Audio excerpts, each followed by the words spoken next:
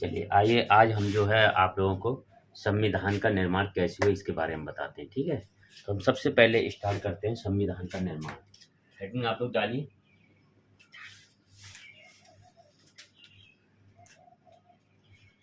संविधान का निर्माण। चलिए ठीक है, हम बोलते जाएंगे और आप इसको कॉपी पे लिखते जाइए, कोई दिक्कत नहीं। चलिए लिखिए लिखिए बोले देखिए, भारत में संविधान सभा के गठन का विचार, भारत में संविधान सभा के गठन का विचार वर्ष 1934 में पहली बार बी एन राव ने रखा। ठीक है, किसने रखा सबसे पहले? राव भी बोलते हैं इनको, राय भी कहते हैं, बी एन राय ने रखा। ठीक है, तो अगर बात आए कि सबसे पहले संविधान निर्माण जब हुआ था तो पहले संविधान सभा की बात उठी थी। तो संविधान सभा की जब चर्चा उठती है कि संविधान सभा का गठन होना चाहिए पहले, तभी तो संविधान बनेगा। तो संविधान सभा का गठन की बात सबसे पहले अगर किसी ने रखी तो 1934 में किसी ने रखी? बी एन राय ने। ठीक है, सबसे पहले ये सवाल आपका आएगा कि सबसे पहले संविधान सभा के गठन की बात किसने रखी थी? तो बी एन राय ने रखी थी। और कब रखी थी? 1934 में। कोई दिक्कत? आगे लिखिए अगला पॉइंट। 1935 में देखिए, 1935 में भारतीय राष्ट्रीय कांग्रेस, 1935 में भारतीय राष्ट्रीय कांग्रेस, 1935 में भारतीय राष्ट्रीय कांग्रेस ने पहली बार भारत के संविधान निर्माण के लिए भारतीय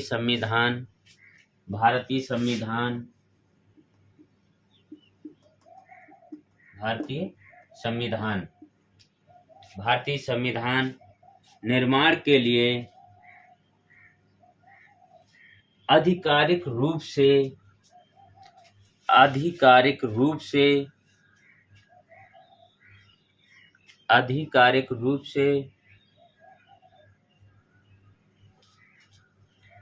संविधान सभा के गठन की मांग की। संविधान सभा के गठन की मांग की।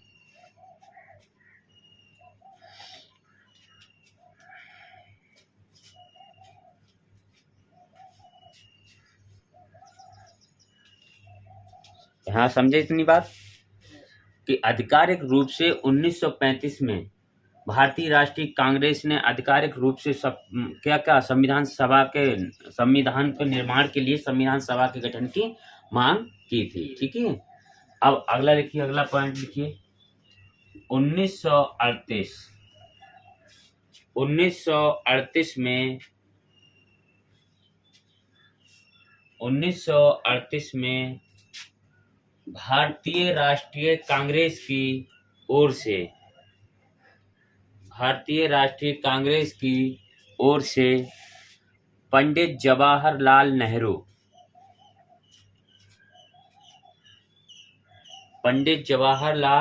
नेहरू ने घोषणा की कि स्वतंत्र भारत के संविधान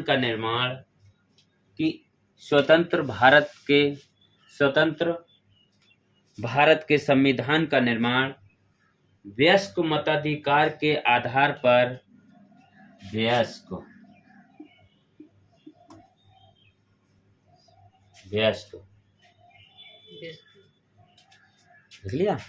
मताधिकार के आधार पर चुनी गई संविधान सभा द्वारा किया जाएगा।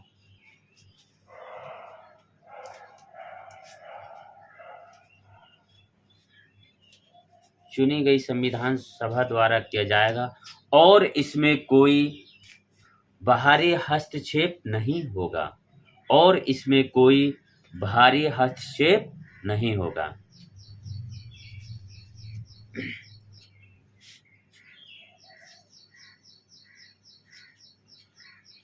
पंडित जवाहरलाल नेहरू कहते हैं कि वयस्क मताधिकार के आधार पर चुनी गई संविधान सभा के द्वारा संविधान का क्या होगा? वयस्क मताधिकार के आधार पर संविधान सभा द्वारा चुना जाएगा, ठीक है, लेकिन इसमें कोई भी बाहरी हस्तक्षेप नहीं होगा। तो संविधान का निर्माण होगा वो किसके आधार पर होगा? वयस्क मताधिकार के आधार पर, ठीक है। ये किसने कहा? पंडित जवाहरलाल नेहरू ने। लेकिन वयस्क मताधिकार के आधार पर नहीं हुआ था, ठीक है, ये बात याद रखना। आगे लिखिए, वर्ष 1940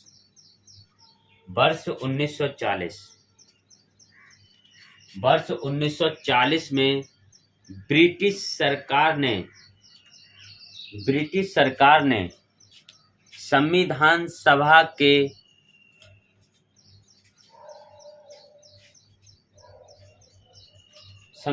सभा के गठन की मांग को स्वीकार कर लिया। ब्रिटिश सरकार ने 1940 में क्या किया? संविधान सभा के गठन की मांग को स्वीकार कर लिया, ठीक है। पूरा संविधान का निर्माण कैसे हुआ, कैसे उसको पूरा चर्चा हम लोग कर रहे हैं। जिसे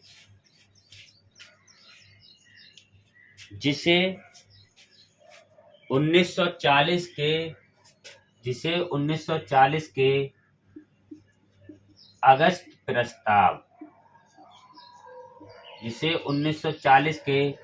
अगस्त प्रस्ताव के नाम से जाना गया। जिसे 1940 के अगस्त प्रस्ताव के नाम से जाना गया, ठीक। अब अगला पॉइंट लिखिए, 1942। देखिए, 1942 में ब्रिटिश सरकार के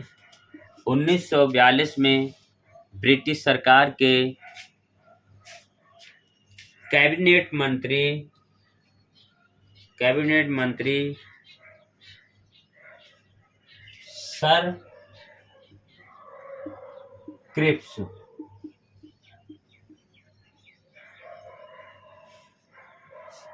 सर स्टैफोर्ड क्रिप्स, कॉमा लगा के लिखिए, ब्रिटिश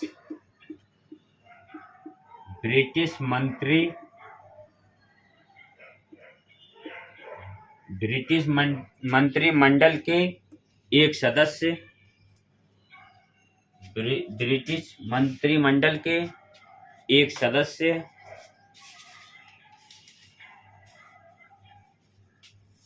एक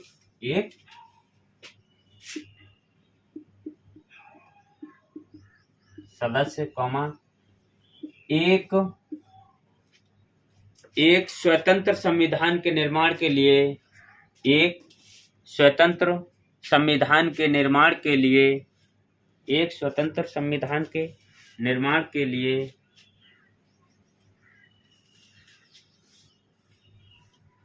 ब्रिटिश सरकार के एक प्रारूप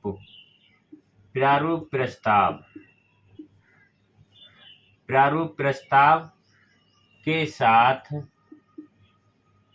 भारत आए।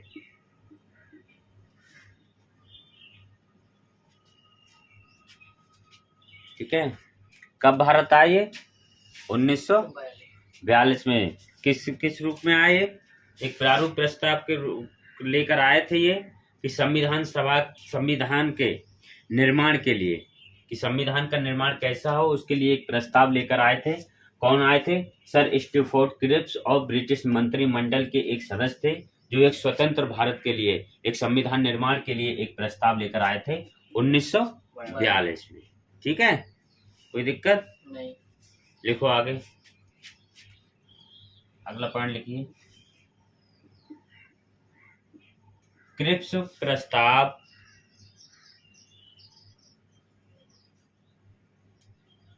क्रिप्स प्रस्ताव को क्रिप्स प्रस्ताव को मुस्लिम लीग ने अस्वीकार कर दिया।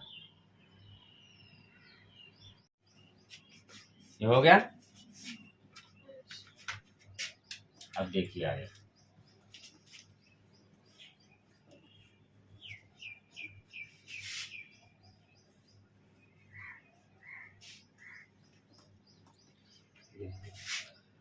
अगला पॉइंट लिखिए,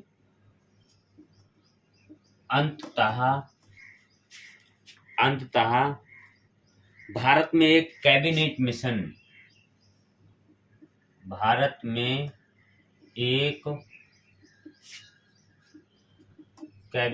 मिशन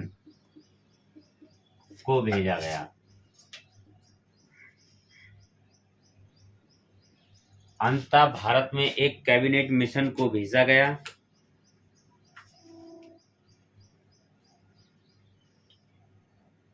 ठीक हो गया। देखिए, मुस्लिम लीग की मांग थी कि, इसी के आगे लिख लीजिए, मुस्लिम लीग की मांग थी कि भारत को दो स्वतंत्र, दो स्वायत्त हिस्सों में बांट दिया जाए। ये किसकी इच्छा थी? मुस्लिम लीग की। मुस्लिम लीग चाहता था कि भारत को दो हिस्सों में बांट दिया जाए, जिनकी अपनी अपनी संविधान सभाएं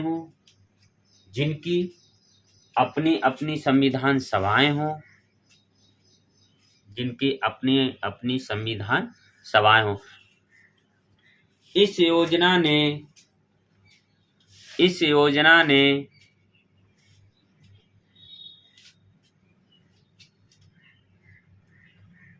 इन दो संविधान मांगों को ठुकरा दिया।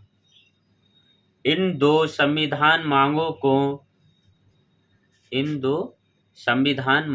को ठुकरा दिया, लेकिन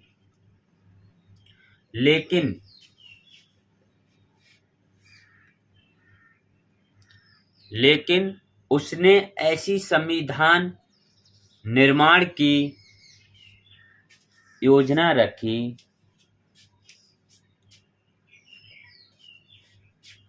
जिससे मुस्लिम लीग काफी संतुष्ट हो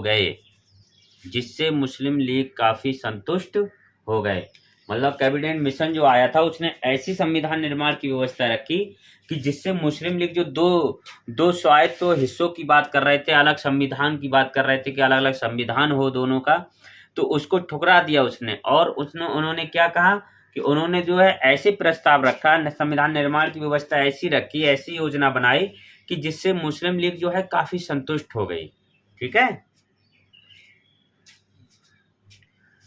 अब लिखिए 9 दिसंबर 1946। 9 दिसंबर 1946। 9 दिसंबर 1946 को संविधान सभा की 9 दिसंबर 1946 को संविधान सभा की प्रथम बैठक हुई। कौन सी बैठक? प्रथम बैठक। ये खूब आता है सवाल। प्रथम बैठक कब हुई? 9 दिसंबर। कब हुई? 9 दिसंबर 1946 को। ठीक है, प्रथम बैठक हुई थी जिसमें, लिख लीजिए, जिसमें डॉक्टर सच्चिदानंद सिन्हा, जिसमें डॉक्टर सच्चिदानंद सिन्हा को अस्थायी अध्यक्ष चुना गया, को अस्थायी अध्यक्ष चुना गया। देखिए ये सवाल खूब आता है कि प्रथम अस्थायी अध्यक्ष कौन थे, तो डॉक्टर सच्चिदानंद सिन्हा। अगर कोई पूछे कि बताइए कि 9 दिसंबर 1946 को क्या बोलते हैं कौन अस्थायी अध्यक्ष चुना गया, तो आप कहेंगे डॉक्टर सच्चिदानंद सिन्हा को चुना गया। अस्थायी रूप से, स्थायी नहीं थे, अस्थायी रूप से। ठीक है, प्रथम बैठक कब हुई, तो 9 दिसंबर 1946 को। ठीक है, ये सवाल खूब आता है, इसका ध्यान रखना। कोई दिक्कत यहाँ तक? चलिए आगे लिखिए। 11 दिसंबर 1946, देखिए अगला पॉइंट। 11 दिसंबर 1946, 11 दिसंबर 1946 को संविधान सभा की बैठक में, ये दूसरी बैठक थी। ठीक है, संविधान सभा की बैठक में 11 दिसंबर 1946 को संविधान सभा की बैठक में डॉक्टर राजेंद्र प्रसाद को, डॉक्टर राजेंद्र प्रसाद को स्थायी अध्यक्ष चुना गया, स्थायी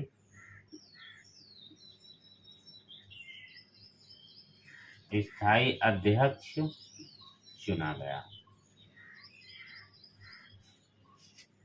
अगर पूछे कि स्थायी अध्यक्ष कौन था, तो आप कहेंगे डॉक्टर राजेंद्र प्रसाद। ठीक, अगर कोई पूछे अस्थायी अध्यक्ष कौन था, तो डॉक्टर सच्चिदानंद सिन्हा थे।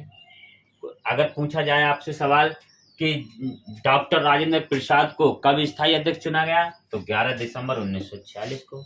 या ऐसे पूछ ले एग्जामिनर के 11 दिसंबर 1946 को किसे स्थायी अध्यक्ष चुना गया, तो डॉक्टर राजेंद्र प्रसाद को। ठीक है, या डॉक्टर राजेंद्र प्रसाद नाम दे दे और बताए, और ये भी नाम दे दे सच्चिदानंद सिन्हा, और किसी का भी नाम दे दे, 4 कोई विकल्प दे दे और पूछ ले कि बताइए इसमें कौन से स्थायी अध्यक्ष चुने गए, या इसमें अस्थायी अध्यक्ष कौन से चुने गए, या प्रथम अध्यक्ष कौन से चुने गए, तो इनकी बात होगी। और प्रथम अस्थायी अध्यक्ष की इनकी बात होगी, और प्रथम स्थायी अध्यक्ष की बात राजेंद्र प्रसाद की होगी। ठीक है, कोई दिक्कत?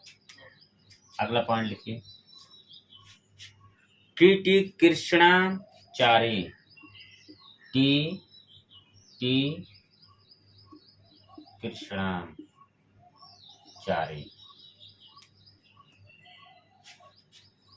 तथा H.C. मुखर्जी, तथा H.C. मुखर्जी, कृष्णाचारी तथा H.C. मुखर्जी को उपाध्यक्ष चुना गया, को उपाध्यक्ष चुना गया। अगर बात कही जाए कि उपाध्यक्ष किन्हें चुना गया, तो आप कहेंगे किन्हें, कृष्णाचारी और मुखर्जी को क्या चुना गया, उपाध्यक्ष चुना गया। अगला पॉइंट लिखिए। संविधान के प्रथम वक्ता, संविधान के प्रथम वक्ता डॉक्टर राधाकृष्णन,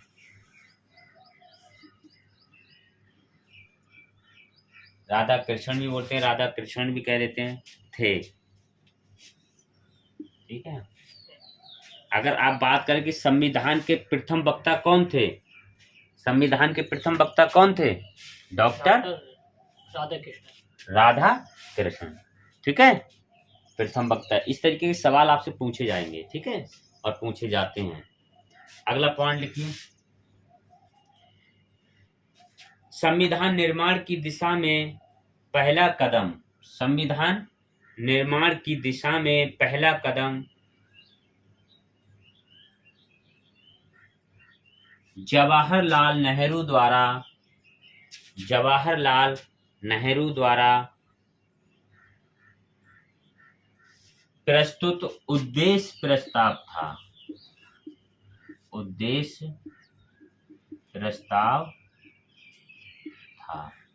ठीक है, क्या था? उद्देश्य प्रस्ताव, प्रस्तुत। पहला कदम जो संविधान निर्माण की दिशा में पहला कदम बढ़ाया था किसने? जवाहरलाल नेहरू ने और उन्होंने क्या दिया था? उद्देश्य प्रस्ताव दिया, जिसको हम क्या कहते हैं? उद्देश्य का कहते हैं या फिर प्रस्तावना कहते हैं आज। ठीक है, संविधान में जो प्रस्तावना की बात है वो सबसे पहले जवाहरलाल नेहरू ने इसको दिया था। ठीक है, उन्होंने ही पहला कदम बढ़ाया था और उन्होंने इस चीज को उद्देश्य प्रस्ताव को लिखा था। ठीक है, संविधान में। ठीक है, तो संविधान में उन्होंने उद्देश्य प्रस्ताव दिया, जिसको हम प्रस्तावना कहते हैं, संविधान की प्रस्तावना कहते हैं। ठीक है, लिखो, यह प्रस्ताव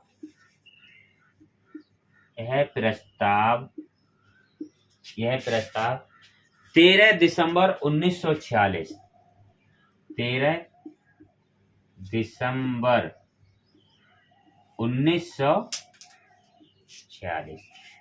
यह प्रस्ताव 13 दिसंबर 1946 को प्रस्तुत किया गया। देखिए, ये सवाल बहुत आता है कि उद्देश्य प्रस्ताव पंडित जवाहरलाल नेहरू ने कब पेश किया था या कब प्रस्तुत किया था? तो 13 दिसंबर 1946 को। ठीक है, इस तरीके से सवाल आ जाता है। या फिर ये ऐसे पूछ लेता है कि उद्देश्य प्रस्ताव या प्रस्तावना सबसे पहले किसने प्रस्तुत किया? तो आप कहेंगे पंडित जवाहरलाल नेहरू ने किया। ठीक है, उद्देश्य प्रस्ताव कब प्रस्तुत किया गया था? तो आप कहेंगे 13 दिसंबर 1946 को प्रस्तुत किया गया था। ये बहुत आता है एग्जाम में। ठीक है, इसको ध्यान में रखना थोड़ा। चलिए आगे हम, क्या हो गया?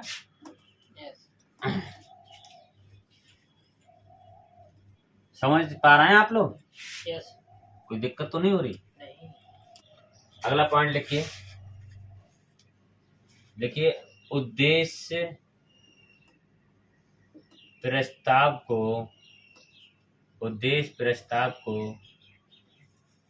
उद्देश्य क्या लिखेंगे आप लोग? उद्देश्य प्रस्ताव को 22 जनवरी 1947 22 जनवरी 1947। ठीक है, क्या लिखा है? 22 जनवरी 1947 को पारित किया गया। ठीक है, 22 जनवरी 1947 को पारित किया गया। समझ में आ रहा है? अगला पॉइंट लिखिए। Sir B.N. राय को सभा का संवैधानिक सलाहकार चुना गया या नियुक्त किया गया। ठीक है, सभा का संवैधानिक सलाहकार नियुक्त किया गया। किसको नियुक्त किया गया? संवैधानिक सलाहकार कौन थे? V.N. राव। खूब आता है ये सवाल कि संविधान के सलाहकार कौन थे? तो संवैधानिक सलाहकार या संविधान के सलाहकार कौन थे? तो V.N. राव। ठीक है, आगे लिखिए। अगला पॉइंट लिखिए। उद्देश्य प्रस्ताव की स्वीकृति के बाद उद्देश्य प्रस्ताव की स्वीकृति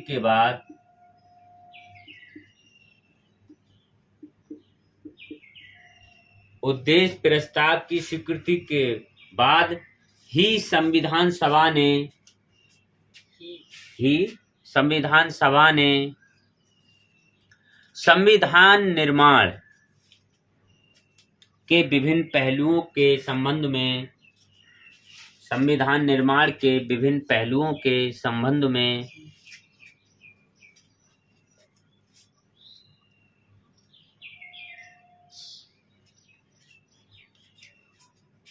15 से अधिक समितियां गठित की। ठीक, समझ गया नहीं? Yes sir.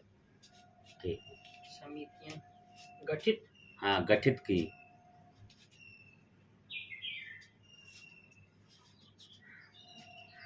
अगला पॉइंट लिखिए। लिखिए संविधान सभा के सलाहकार, संविधान सभा के सलाहकार बी एन राय। कौन है सलाहकार संविधान के? सर बी एन राय। राय। तो लिखिए संविधान सभा के सलाहकार बी एन राय द्वारा तैयार किए गए संविधान के प्रारूप पर, किए गए संविधान के प्रारूप पर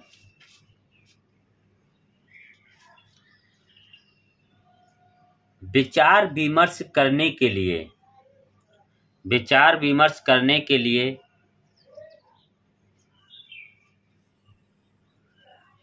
संविधान सभा द्वारा, संविधान सभा द्वारा 29 अगस्त 1947, कितना? 29 अगस्त 1947, 1947, ठीक है। 29 अगस्त 1947 को एक संकल्प पारित किया, एक संकल्प पारित किया, एक संकल्प पारित किया। संकल्प पारित करके,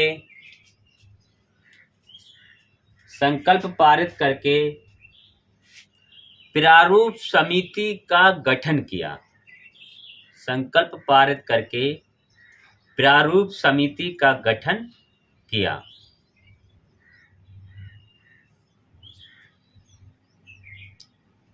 प्रारूप समिति,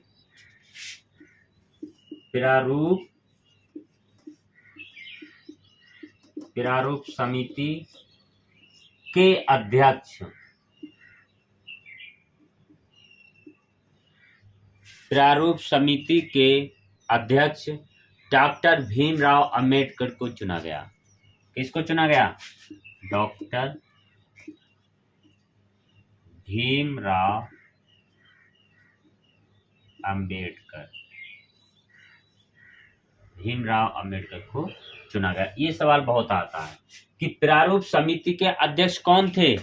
प्रारूप समिति के अध्यक्ष कौन थे? डॉक्टर भीमराव अंबेडकर, भीमराव अंबेडकर, ठीक है। समिति के अध्यक्ष कौन थे? भीमराव अंबेडकर थे, ठीक है। आगे अगला पॉइंट लिखिए इसके आगे। प्रारूप समिति में अध्यक्ष सहित, प्रारूप समिति में अध्यक्ष सहित 7 सदस्य थे। कितने सदस्य थे? 7। अध्यक्ष सहित 7 सदस्य थे, ठीक है। देखिए इन 7 कौन कौन से थे? प्रारूप समिति में 7 थे, वो कौन कौन थे? एक तो भीमराव अंबेडकर हो गए, ठीक है, ये अध्यक्ष थे।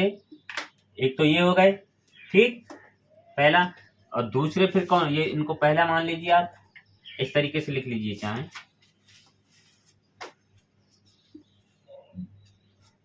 डॉक्टर भीमराव अंबेडकर, डॉक्टर भीमराव अंबेडकर थे, ठीक है। दूसरे के एम मुंशी 2 नंबर पे, मतलब और 7 सदस्य थे, ये अध्यक्ष थे, इनको इसलिए पहले लिया गया है। और यह जरूरी नहीं कि क्रम से थे, ऐसा कुछ नहीं था।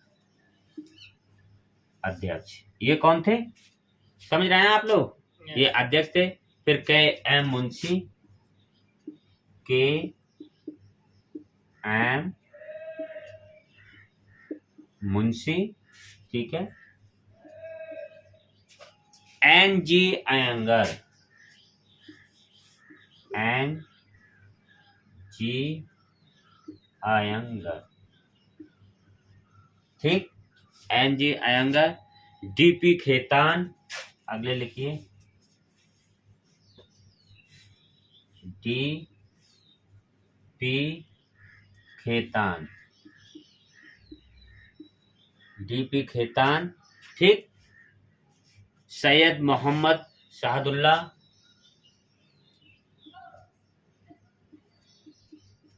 सैयद मोहम्मद शहादुल्ला, सैयद मोहम्मद शहादुल्ला, अल्लादी कृष्णा स्वामी अय्यर, यहाँ लिख देता हूँ मैं ऊपर, ठीक है, ऊपर लिख देता हूँ।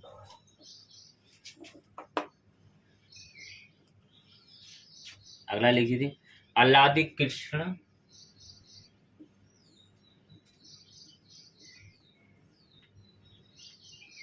कृष्णा स्वामी, अल्लादी कृष्णा स्वामी अय्यर,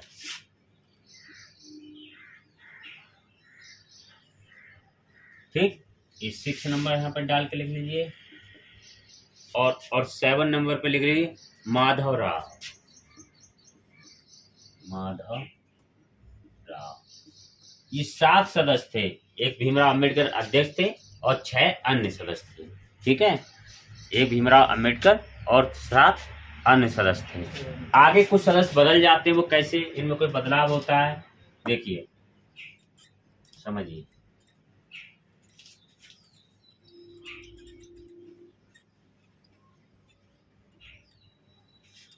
पहला पॉइंट लिखिए आप, पहला पॉइंट लिखिए, डीपी खेतान की मृत्यु के बाद, डीपी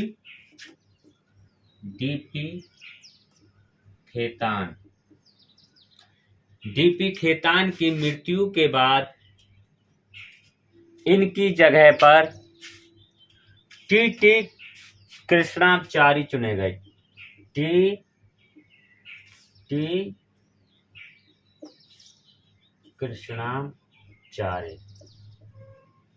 कृष्णाचारी चुने गए, ठीक है। और कब चुने गए ये? 1948। इनकी मृत्यु हो जाती है तो इनके स्थान पे किसको चुन लिया गया था फिर? कृष्णाचारी को। इनकी डीपी खेतान की क्या हो जाती है? मृत्यु हो जाती है, तो फिर इनको चुन लिया जाता है 1948 में, ठीक। अगला पॉइंट लिखिए, किसमें लिखिए, के.एम. मुंशी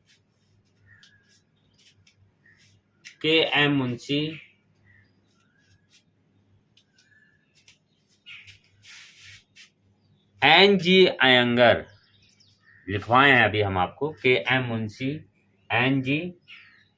अयंगर ऐसे लिख जाएगी। और डीपी खेतान इनकी बात हो रही है। और डीपी खेतान कांग्रेस के सदस्य थे। यहाँ ये सवाल बनता है कि कांग्रेस के सदस्य कौन कौन थे, तो आप लोग बताएंगे कौन कौन थे।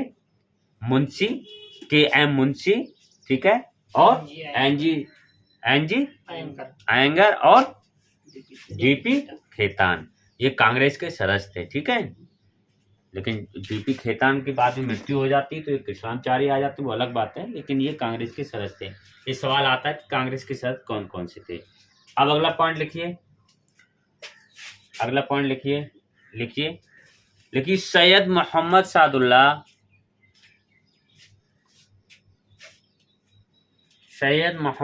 शहादुल्ला स्वतंत्र भारत के पहले मुस्लिम लीग के सदस्य थे, ठीक है। अगर कोई पूछे, अगर सवाल आए और वो पूछे कि मुस्लिम लीग के सदस्य कौन से थे, तो किसको बताएंगे आप? सैयद मोहम्मद सादुल्लाह को, ठीक है। तो हमने बोला कि सैयद मोहम्मद सादुल्लाह स्वतंत्र भारत के पहले मुस्लिम लीग के सदस्य थे। कोई दिक्कत? आगे देखिए, माधव राव, अगला पॉइंट लिखिए, माधव राव, बी.एल.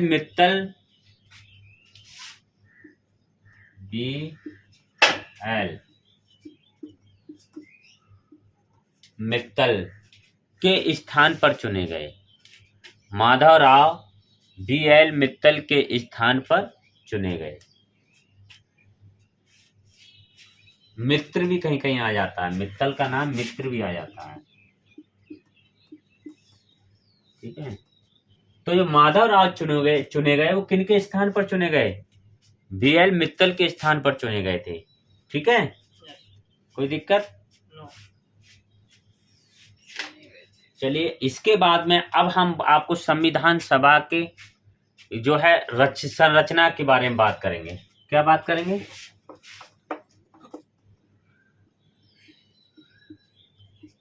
संविधान सभा की संरचना, ये आप हेडिंग आगे चाहे डाल लीजिए और इसकी चर्चा हम जो है अगले क्लास में करेंगे। कोई दिक्कत? आज इतना ही काफ़ी है। चलिए आयो, मुझे लगता है आप लोगों को समझ में आया होगा। मैंने बोर्ड पे नहीं लिखा, लेकिन मैंने एक डिक्टेशन बोला है तो आप उसको लिख लिए होंगे, ठीक है। आप जो है वीडियो को रोक के आप तो लिख लेना अगर नहीं लिख पाए जल्दी तो, ठीक है। चलिए आज के लिए इतना ही, बहुत बहुत शुक्रिया। जय हिंद।